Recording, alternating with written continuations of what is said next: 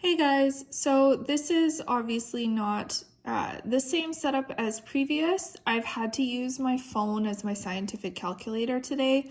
My phone's also what I have to record these videos on, so it means that I can't do the math simultaneously as explaining it to you. So I've provided Miss Logan with scanned versions of this that hopefully you have in front of you so you can follow along now and add any extra notes. I then highly recommend that you copy this over into your own sample problem booklet so that you have written it all through once.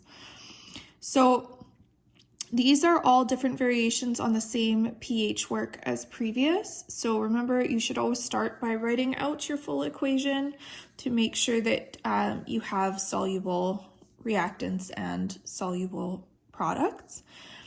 For this question, it's asking you to calculate the pH of a 0.1 molar hydrogen sulfide solution with a known Ka.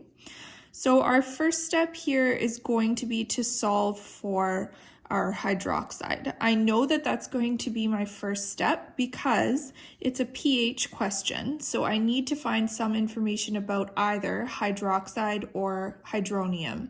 I don't have hydronium here, I have hydroxide. So I know the first thing I'm going to need to do is to use the information provided to me to determine this concentration before I can get to the actual question itself. So I can do that with my Ka expression. So remember that these are produced at a 1-to-1 ratio. I know that because the molar coefficients in front of both in the balanced equation are 1 and 1. So that means that I can set them equivalent to x squared here. How do I know that this is the hydrogen sulfide ion? Well, I looked at my, enjoy the Aiden coloring editions. I looked at my acids bases table and I found it here. Okay, so hydrogen sulfide is, again, on that table, more basic than water, which is how I know that it's going to grab a hydrogen from water, forming a hydroxide ion, and then our acid over here. So all I've done here is plugged in the information I was given to isolate for X, which is equivalent to the hydroxide ion concentration. Excuse me. It's also equivalent to hydrosulfuric acid concentration, but this is not helpful to us, so we are going to disregard this piece of information. Now, from here, there are two different methods that you can use to solve, similar to the previous sample problem we did. It's like that for the next question as well. You are not responsible for having to solve both ways. You can pick the one that makes the most sense to your brain. So you can either use Kw or you can use the fact that pH and pOH have a known relationship. So I'll go through method 1 first. So here, if I'm wanting to solve with pOH, I know that pOH is equal to the negative log of the hydroxide ion concentration. So if I solve that on my calculator, I get a pOH of 4. I know that 14 minus the pOH will give me the pH. So 14 minus 4 gives me a pH of 10. I've put a period here because there are 2 sig figs in my least significant initial value. Method 2 over here, I have a Kw value. I know my Kw value is a constant, so if I have one of these values on the right-hand side, I can use it to determine the other. So here we're bypassing that pOH scale and going directly to pOH by finding the hydronium ion concentration using Kw. So 1 times 10 to the negative 14, and then our known value of hydroxide ion concentration that we found up here. We get a hydronium ion concentration of 1 times 10 to the negative 10 molar. I then just plug this into my pH equation and I get the exact same answer. So there is no mathematical difference in terms of accuracy with either of these methods. I find this so satisfying. So you can use whichever one you want, you will get the exact same result. There's no difference in significance or anything like that. For this second question, this is a strong acid. I've given you the ice chart so that you understand where the values come from. So when you mix a hydroxide base with water, you have a spectator ion, water, because this hydroxide is going to pull a hydrogen from here, and then another free hydroxide ion.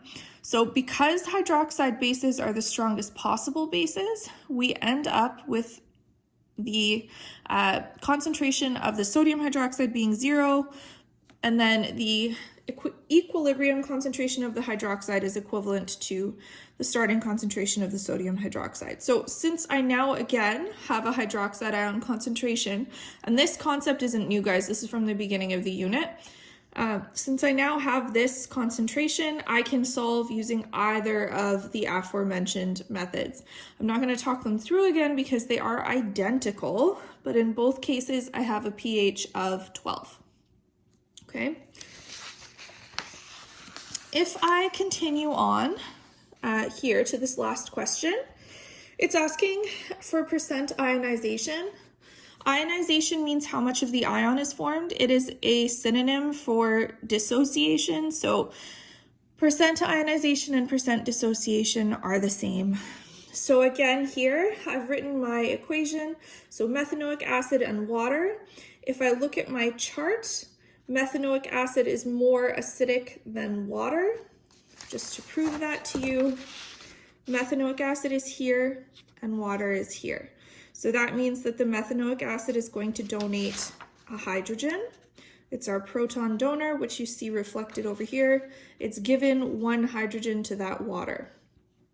Now, in order to solve this, I am going to use what I know about pH to figure out my hydronium ion concentration. So if I'm given an initial concentration of my acid, and I'm given pH, then I'm also essentially given my hydronium ion concentration. Recall that a percent dissociation is just the conjugate acid over the original acid times 100%. So my only missing piece of information here is the percent dissociation because I can find this by using the inverse log. So remember, we did this last sample problem day. If a negative log is equal to the if pH is equal to the negative log of the hydronium ion concentration, then 10 to the negative pH is equal to the hydronium ion concentration. So since my pH is 2.38, 10 to the negative 2.38 gives me this concentration, which is this value here, 0.0041687. So now that I have this, I'm just plugging both my known values into this percent dissociation formula. So this one I just solved for over here. This one was given to me in the question. And then I come up with a percent dissociation of 4.17% after sig figs are applied. The next video is going to be like this too, guys, tomorrow. So Miss Logan will give you a printout. It's because I'm recording them both on the same day here. And again, I'm having to use my phone as my scientific calculator. So that's the best we can do for now. Okay, see you later.